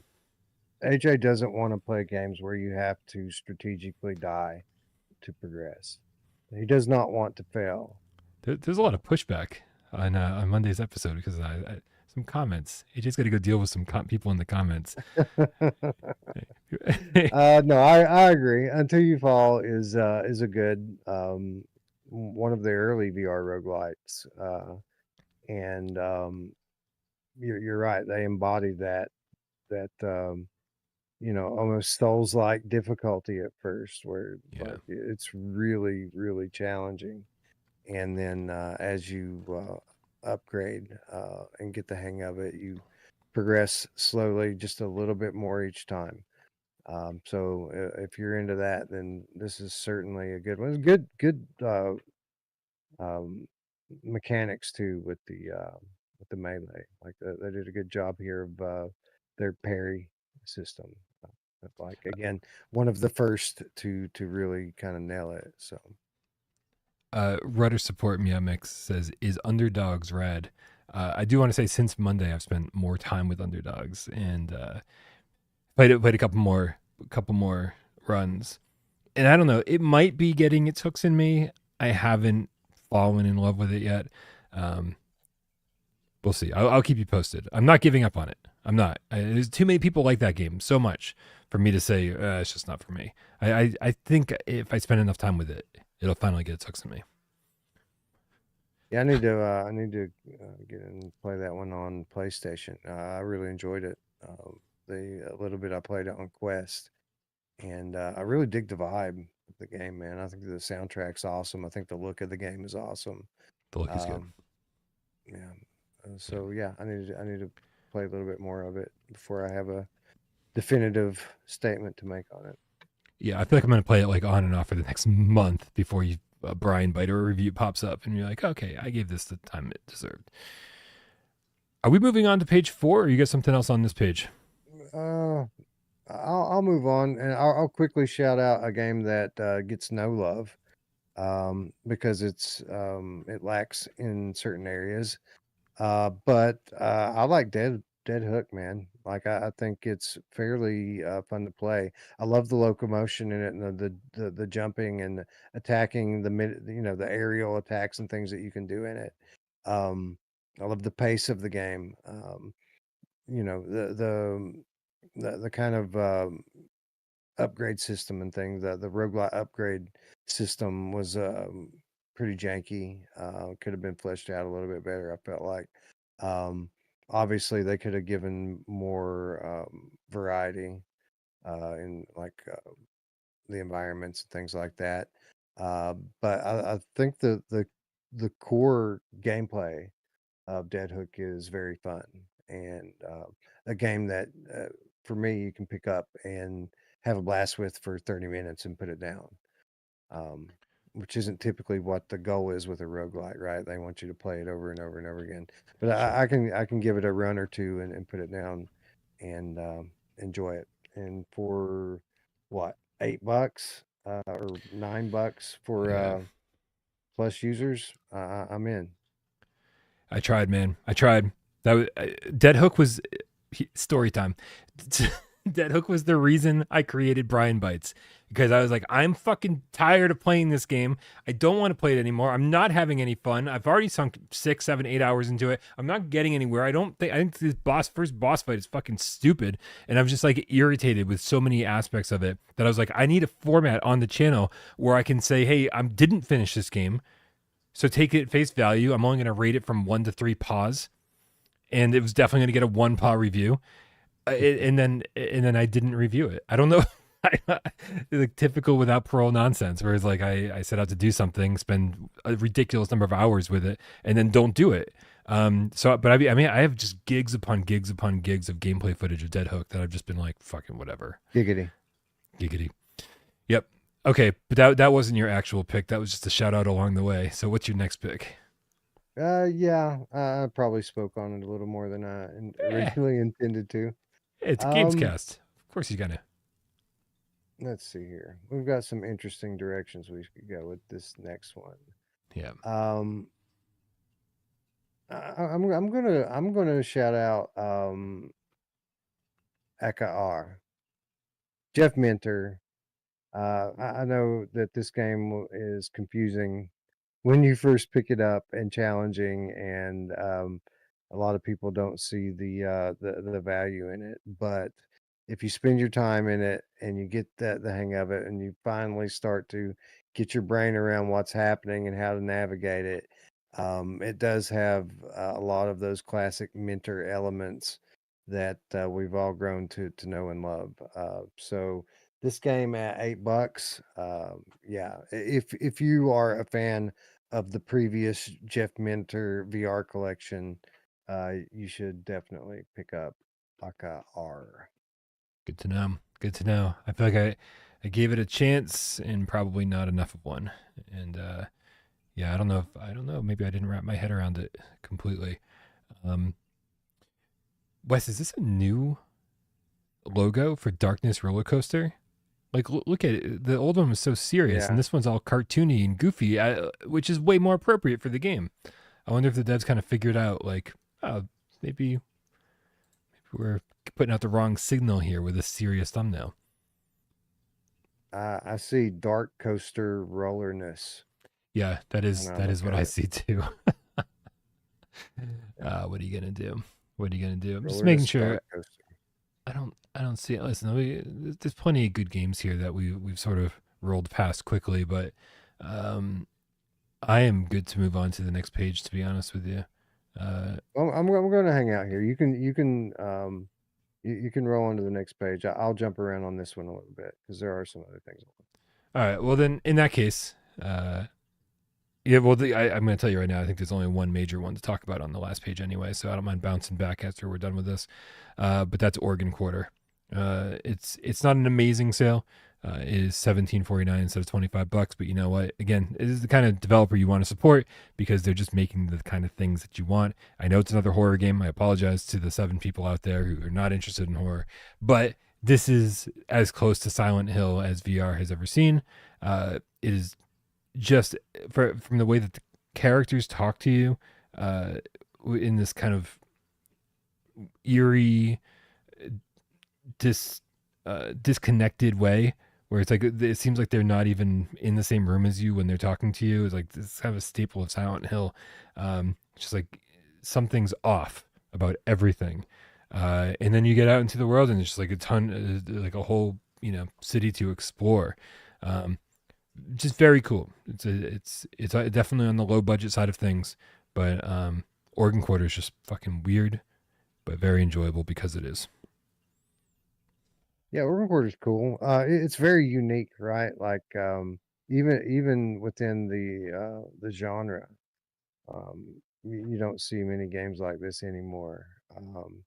Just the fucking weird factor is off the charts with Gordon Quarter. And even if I do feel like the graphics are a bit dated on it, like it was using retro graphics at the time that it came out on Steam years and years ago. Um, it has not aged well in that aspect, although it does have a certain charm Yeah. from having that. Um, but no, it's a cool, unique horror game, and worth your time for sure. I do want to say that one of the coolest elements of Oregon Quarter is the map system, which was Yeah. fucking broken when I reviewed it, right? Like every time you pulled up the map, your hand was further and further and further away until you had to do this in order to mark up your map properly. And so you had to keep doing weird things. But yeah, they give you a bunch of different markers and you can like stamp things. They give you the floor plan on the map, but you mark it up the way that you want to in order to help yourself remember where you want to go next and where you want to come back to, and reminding yourself what doors are locked and what you're looking for. It's the map system is great, and I wish more VR games allowed you to do it this way, because it just feels like you take more responsibility for your exploration. I think when you have this kind of stuff happening. Yeah. All right, I'm going to shout out another game that has positive aspects at the same time that it has questionable aspects, and that is Journey to Foundation. This game came last year from Archaeact, and The now a defunct game they worked. Archaeact. Yeah, the now defunct Archaeact, exactly. Um, a game that they put years into, and it is a production. Let me tell you, if you're into story-driven stuff, you're gonna dig this, man, because they tell you a story. um, they this game doesn't get the recognition it probably deserves because of it's paced so horribly. Um, the first many hours of the game are boring as fuck. They're very boring because they don't really introduce any action elements into the story early on. They give you this kind of ability to read minds, and the whole concept is you use your ability to read people's minds, and you take the information that you get from them and try to use that to manipulate them into doing things you need them to do to progress. So every character you encounter, you have like a dialogue tree associated with them. Like you have three things you can say to them. Each one of those three things has a response, and your response, you have three choices to respond to each one of their responses, and you have to find the one path through the conversation that's going to get you to where you want to go over and do the whole conversation over again. And it is fucking boring after a while. But if you stick with it, eventually action elements get introduced into this, and the story picks up, and you get off the ship and out into the planets, and like um, it's actually a really well produced game with great voice acting and good visuals, and yeah, I think they just kind of shot themselves in the foot the way they paced it and presented it. And a lot of people, as we've spoken about a few times on here, a lot of people on YouTube will claim that they're reviewing a game when they've actually just played it enough to do what we do and give impressions. But had they gone back into it, I think if most people had put 2 or 3 sessions into this game, it would have slowly dug its hooks into them. And I think it's actually a pretty good game. And, it's a $40 price tag game, even now. So to get it for like 24, I think is more in line with where it probably should be priced. So, Yeah, sorry, what was the price on this? regular price $40, sale price $24. Nice. That's great, man. That's great. Yeah, this was another weird one, where it was where I I had I forget what kind of construction was happening in my place, right? But it was the very beginning of it. I had literally like 1 day to play through this game, and I was sort of begging Archiac to be like, hey guys, I really need a review key today, because this is the day I have set aside to play this game so that I can sit down and write a review tomorrow, and and then edit for the next 2 days, because I cannot play VR while this construction is happening in my apartment. And I begged them and begged them, and the VR grid was like, I got my key, and I think you were like, I got my key, and like AJ, I got my key, and everybody got their key, and I just didn't get one, and I was like, fuck guys, like I desperately wanted to play and review your game, but it just didn't fit into my schedule, and then the construction was like nonstop for the next month or two or whatever it was, and then by the time it was too late, I hate stories like that, because I was very much looking forward to Journey to Foundation. Architect was a team I was very fond of. I liked all the games they had done prior to different extents, but like Freediver was the game that they had put out before this, and it was amazing, even though it was like a short kind of 90-minute game. So I was really interested to see what they did, and as somebody who grew up playing like point and click adventure games and had nothing but dialogue trees for like minutes and minutes and minutes on end in order to extract the information you wanted to get from the person you're talking to, I was like, this is kind of cool, man. This is kind of like what I'm looking for, and I just never had a chance to get around to playing with it. So It's uh, funny. yeah. I was testing a game out for work relatively recently, and there were a group of us in there messing around, and someone was talking about games that kind of put you to sleep with endless dialogue trees. And someone made a comment, and my reply was, "Well, have you ever played Journey to Foundation?" The reason why that was so funny was because it really wasn't registering with me at the time that one of the team members on our team that was in there playing with me at that time was a former member of the now defunct Archiact. Oh man. And it gutted him a little bit unintentionally, but he understood completely what I meant by it when I said it. Man. Sounds like some people in the chat are having audio issues, but it sounds like if you refresh the stream, hit F5, see what happens. Not everybody's having the issues, so hopefully if you refresh, it'll take care of whatever the issue is. Wes, I think maybe we do one more game and call it a day. Yeah. don't know what that game would be though. Do you? Runner. Yeah. Yeah. Yeah, Runner, Ex- man. Runner's fun. Runner's fun. It was on it's I don't think it made our last top list, but it was on the one before that. And I thought this game was a steal at retail price, $15.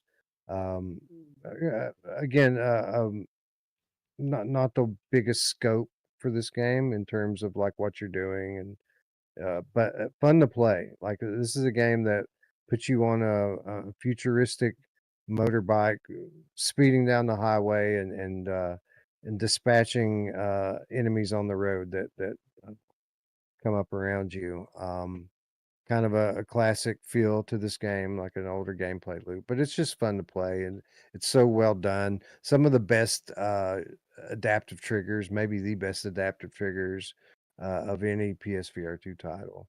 Um, just a fun game to play for around $10 on sale. Um, yeah, yeah, people only people should know that game. 7.49 with the extra plus discount. That's getting into the no-brainer territory if it's not already there. It definitely looks good and feels good to play. Again, boss fights.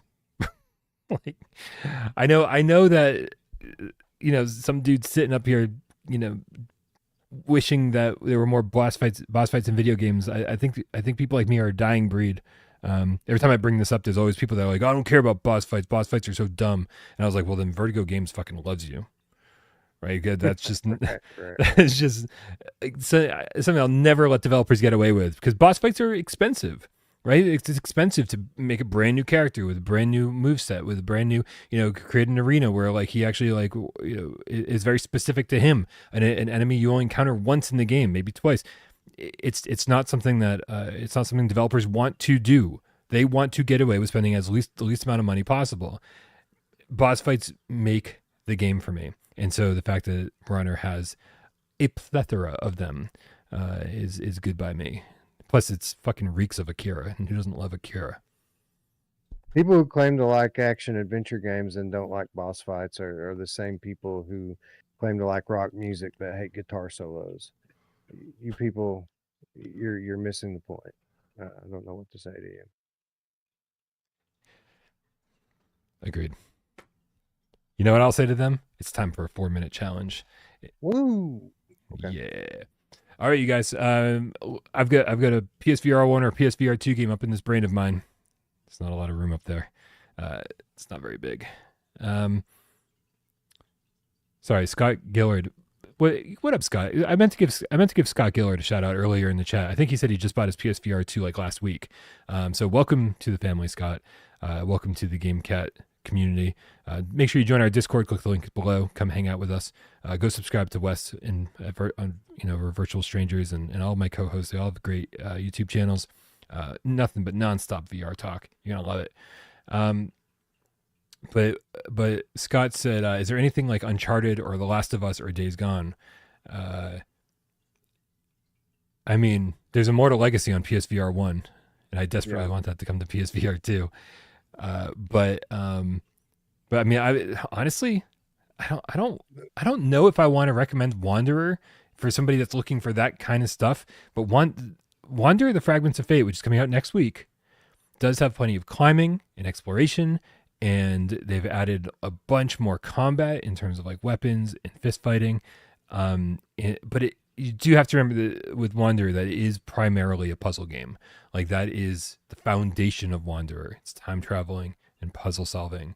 But there is that other stuff that makes it feel a little bit more Uncharted-y than it used to feel. Yeah, there's nothing really quite like those games in VR. Of course, I would be remiss if I didn't mention the fact that if you have a PC, you can play Uncharted 4 in VR, and it's pretty awesome through mods. Um, I would say that the last levels of Horizon Call of the Mountain have a very Uncharted feel to them, and I very much appreciated that about them. I think the end of that game is the best part of that game, and I highly recommend people play it and find out for themselves. Yeah. as long as you know it's a climbing game with awesome other stuff alongside of it. We don't want to Mhm. we don't want to misguide anyone here. But there's some elements of games like Behemoth and Arcane Age that at times remind me of those, uh, kind of open world games. Even though neither of those are really open world, sometimes they feel like they are, or at least in terms of scope. Um, so yeah, I would say that there's nothing that's going to quite scratch that itch fully for you with those games. But with Uncharted, the games I just mentioned, with the other games, of course, the Walking Dead Saints and Sinners chapters 1 and 2, um, probably still the class of the VR catalog in terms of just great all around game. Um, yeah. Yeah. Man, I'm really hoping that since Sony's given Days Gone some more love, that there's a chance at some point. I'd love to cruise around that world in VR on that motorcycle. Oh my god! I only played halfway through Days Gone. I think I just charged up my Steam Deck for the first time recently in a while and saw that I've got like 60 hours in that game, and I'm only at the halfway mark because I was loving exploring. But at a certain point, you're like, I got to put this down, man, and like get back to other games. And so there's a part of me that feels like 2016 Brian, the Brian that was hopeful and optimistic that every game was coming to VR. And and that dude is like sneaking in right now, being like, man, I hope Sony gives us some VR love. They're not going to, but how great would it be if they did? So Man, I so want The Last of Us in VR. It doesn't have to be upgraded or remastered or any of that. Just give me the original The Last of Us in a headset. Put a gamepad in my hand, bro. Just let me be in that world. Be yeah, incredible. come on, Sony. Sony's got everything they need at their disposal. They got all the IPs. They've got it. They could make VR take off tomorrow if they wanted it to. Right? Just announce that these games are coming to VR. Good to go. Yep. All right, with that out of the way, time for a 4-minute challenge. I've got a game, PSVR1, maybe PSVR2, and it's up to you guys out there to help Wes suggest good questions for him to ask. He's got an infinite number of questions, but only 4 minutes to ask them in. Suggest good questions and then suggest good games based on the answers I give. Are you ready? No, but let's do it Perfect. anyway. On your mark, get Tez, go. Did we mention this game today? No. No. PSVR 1, Yes. PSVR 2. No. Can you play it flat? No. Can you play it on other VR platforms? I think so, but keep asking questions. I'll look it up. Okay, so we have a PSVR 1 game. Is it first person? Yes, ish. No. Too tough to tell you. Oh, okay, it is on other platforms. I looked it up. It's It at is least on on other Steam. Okay, good. So multi-platform PSVR 1 release that yes, no Yeah, ish. yeah. First So person's too tough to decide. It's not really that. Mm. okay. Oh, it's also Interesting. on Quest. Look at that. It's also on Quest. Does it have full locomotion? Uh, there's no movement in the game. There is no movement in the game. No, It is a stationary game. you are stationary. Um, it is stationary, and your perspective is questionable. Um, okay. Well, I'm going to ask that, but I think no is the answer. There's no vehicles here, right? There's vehicles. There are vehicles, so you're not exactly stationary. You're moving in a vehicle. Um, is it? Are you in cars? No. Are you flying? Yeah. All right, so it's a flight game that we did not mention today. That's on multiple platforms. So okay. So I'm gonna give you plenty of extra time because my memory of this was weird. Um. I'm gonna say there is locomotion. I'm just gonna give this to you. It's basically on rails. I just watched the trailer, and it was kind of reminding me that like I think my answers are not quite accurate. So Okay. So you're in a vehicle, you're on rails. Is it good? for the time, I enjoyed it. Since then, other things have come along and fully replaced it. Hmm. It's like hard to recommend in 2025. I see. Is it a shooter? Yeah, that is one of the categories I would assign to it. Is somewhat of a shooter.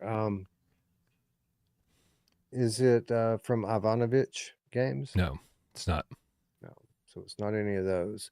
And it's good, so it's not Transformers. I mean, it was again. I don't think everyone loved it. Like I didn't even love Good-ish. it. Yeah, it's good. It's good enough for the time. Ubisoft game? No, No, not Ubisoft. Okay, so and I'll put it this way: don't focus on the developer because I had to look up who they were. I don't think it'll help you. let's see. Yeah. Final Assault's not a well. Is it an RTS game? No, It's not an RTS game. There's some shooting and there's some vehicles on rails. It's on rails, people. Think it's on about rails that. and they're shooting, and shooter is one of the main genres I would assign to it, but maybe not the main one. Maybe not. All right, I'm gonna give you a full extra minute once this thing hits 0. So Okay. It's not Yuki, guys. Like he would have. I don't think Yuki was on Steam anyway. Yeah. Is it a horror themed? no. Science fiction? Yeah, I'd say so. It's kind of sci-fi. That's the motif, sure. Ace Gamercast says, did Brian review this one? Yes, I did. Brian reviewed it, but it's not on PSVR2. Correct. He would have known the developer of Archangel. Yep.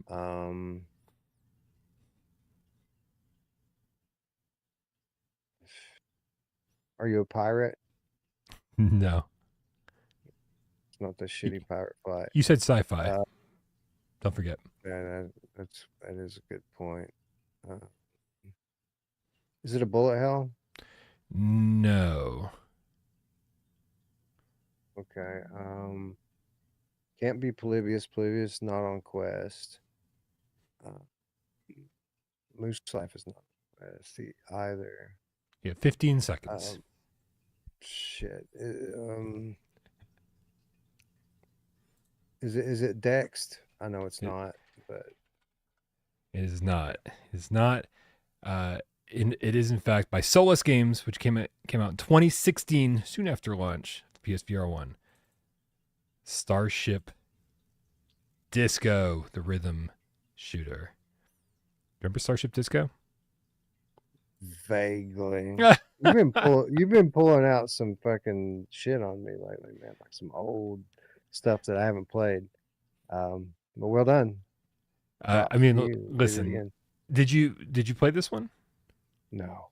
Okay, I figured it was early enough in the PSVR1 lifespan where it was like, where we kind of played everything.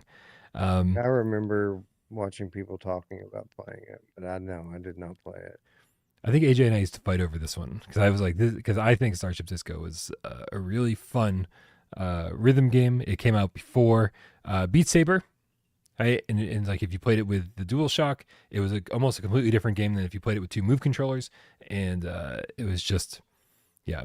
So you weren't. It was tough answering some of your questions because you're controlling these ships with the Move controllers, like one in each hand. So you're piloting them, but you're not in them. It was, yeah. Also, shout out to Izzard. This is all Izzard's fault. This was his game recommendation. I have nothing to do with this. Yep. Yep. Looper says it's proto-Audica. Yeah. Basically, once Audica came out and once Beat Saber came out, like no one ever uttered the words Starship Disco again. Oh, AJ, you liked Oh, it. Was it Dave that didn't like it? I don't know. Someone always fought me tooth and nail on this. I'm gonna guess it was Dave. yeah, it would have been Dave, and I have not played it, but I did like Audica. I liked Audica more than I liked Beat Saber. Um, Yeah, Audica was great, and Audica. So any fans of underdogs out there who were just desperately waiting for underdogs to get their hooks, its hooks in me. Audica was the same story for me. I was like, I just didn't understand the appeal of Audica at all until I spent like 4 or 5 hours with it, and then I was like fucking Audica master. I was like so into it and I was so into the groove and loved it. And was like, this is like one of my favorite rhythm games in VR ever.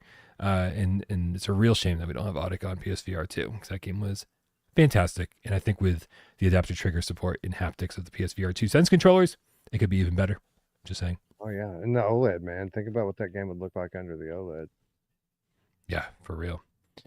A lot of we need a Brian Bifer of Starship Disco. Did I not review Starship Disco? I think I reviewed Starship Disco, All Yours History. A lot of love for Dave in the chat. We love you, Dave. We miss you. It's time to get out of here, though. Thank you guys so very much. It's a 2-hour episode. We didn't do this for like a week and a half, and I guess we're making it up to you guys big time. We did like an hour and 40 on Monday, 2 hours today. So thank you guys very much for being here. We love you oh so very much.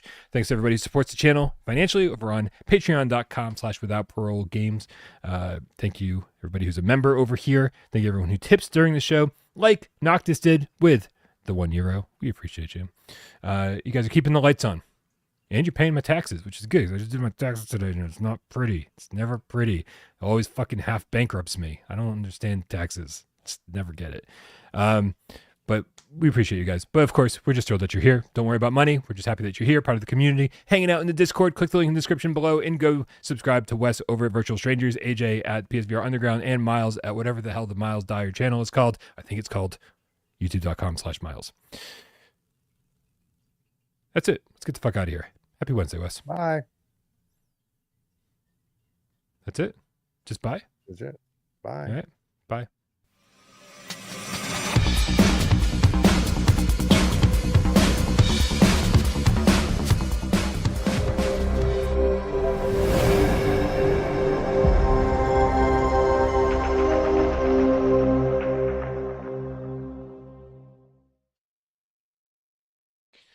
But we can't get out of here without seeing what happened this week in Without Parole history. Ooh. What did we do? What did we talk about? I don't know. I had to go to the backup hard drive, and so nothing's going to load in properly for a minute here. While I'm waiting for some of the shit to load in, it's funny. Like it's so funny how infrequently we actually answer the question in my own thumbnails by the end of the show. It says Ace of Thunder hype, but when's it coming out? Do you want to, while we've got a second here, do you want to guess? Do you want to place a bet as to when Ace of Thunder is coming out? When is Aces of Thunder coming out? I think we're on it. I think it's going to come in May. Yeah? I do, yeah. That works for me. I think they do tend to pile things up over at Sony for some reason.